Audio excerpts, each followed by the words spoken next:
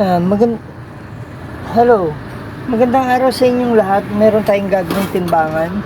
Itong timbangan na ito ay tingnan natin kung ano sira. Okay? Ito, masyadong malaki ng allowance niya. Ito po ay nag-iikot na lang, oh. Sira na. Tingnan natin kung ano yung sira. Ito po, sira na ito. Tinry nilang idikit yata. Pero nasira na rin. So, yan yung sira niya. Buksan natin. Bagong-bago po itong timbangan. Tingnan natin kung anong sira niya. Ito po ay gamit sa parang doon sa kudkuran ng Neo. Ito, ngayon pa lang natin mabubuksan. Oh, ayan. Okay, malinis na malinis pa. May dumi, may mga taing.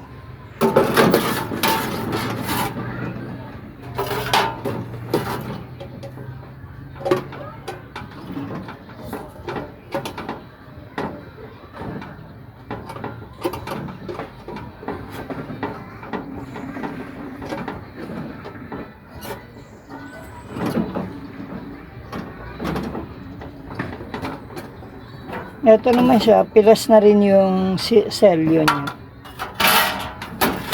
Ngayon, tingnan natin. Yan yung laman ng loob ng timbangan.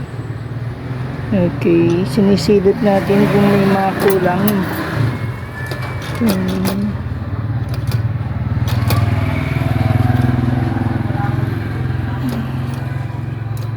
Kompleto naman. So, bali ang sira nito ay yung pointer. Dahil sira na yung pointer niya, papalitan po natin siya ng pointer. Ito yung pampapalit natin. Okay. Magkaiba naman ito.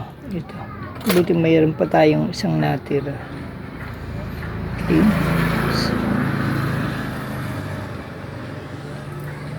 Bubunutin natin ito.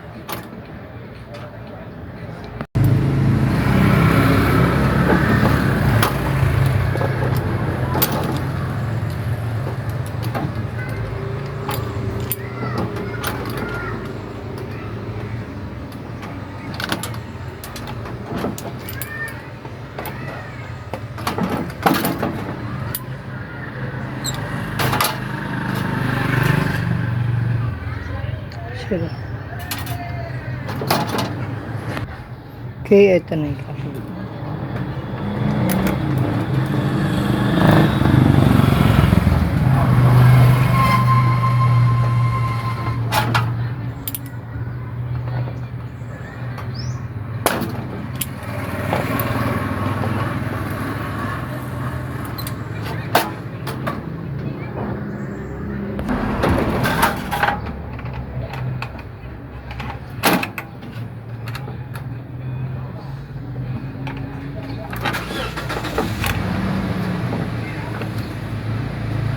Ngayon naman po i-calibrate natin. Tingnan natin. Okay na siya.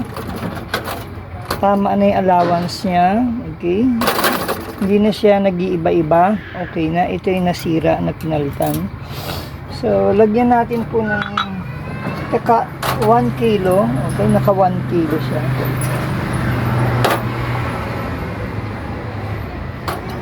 Two kilo.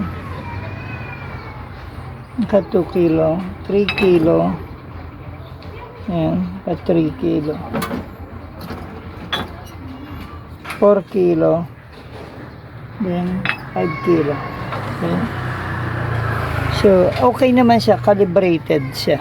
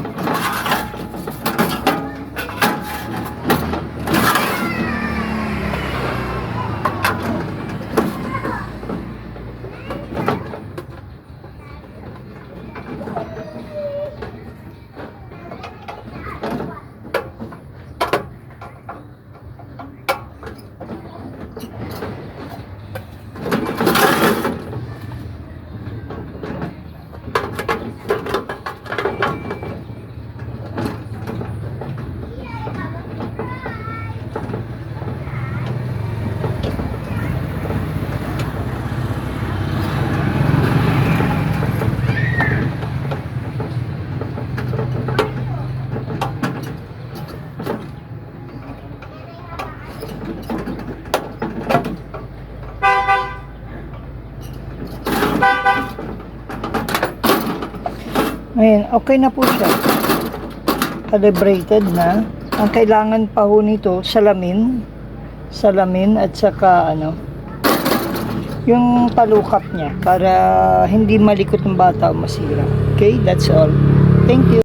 Ngayon naman po ilalagyan natin ng salamin at itong holder dahil delikado nga po kapag ito ay walang salamin. Ayan. Okay. Baka mapaglaruan ng bata. May nakita tayong pamalit. Okay? Yan. Okay na po siya.